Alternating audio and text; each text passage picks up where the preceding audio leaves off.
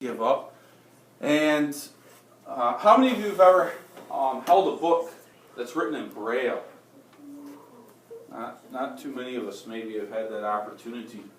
Braille obviously would not be found this way that you see in your paper. You see black dots. But what makes Braille different from those dots on the page you have, Emma? They're raised. Yeah, they're raised up so that you can feel the little bumps. If you go down the hallway to the bathrooms, it says men and women on there. And then if you rub your hand across them down below, you'll feel those bumps. And they'll be the same bumps that you have there on your paper that we see up here. So, you're going to use this chart here. They're showing what the bumps would look like. Obviously, you can see. So they can just print this. They don't have to make them raised. But you'll have to answer the series of questions. What does the dot represent? Answer some questions. And then write some words based on those Braille dots. And maybe you can even start writing your name up there in normal print. Maybe you can write your name in Braille. What dots would you use? Okay.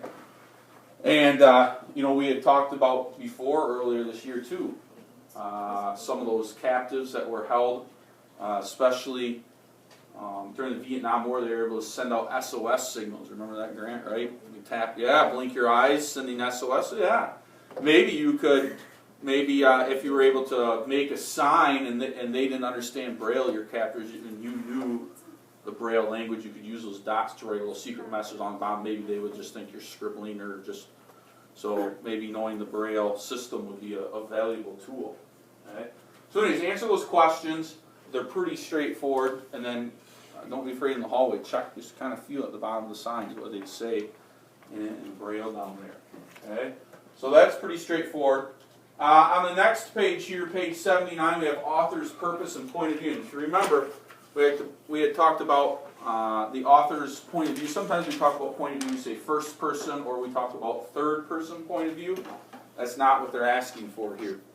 They're asking for why did the author write this book, that type of point of view, and their purpose. Is it to persuade someone, like an editorial?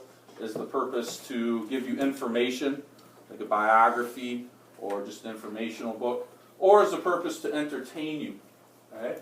So, we're going to read these different sentences from the book, A Boy of Unusual Vision, about Calvin there. And what is the author's point of view? Why did the author include this in her book? Okay?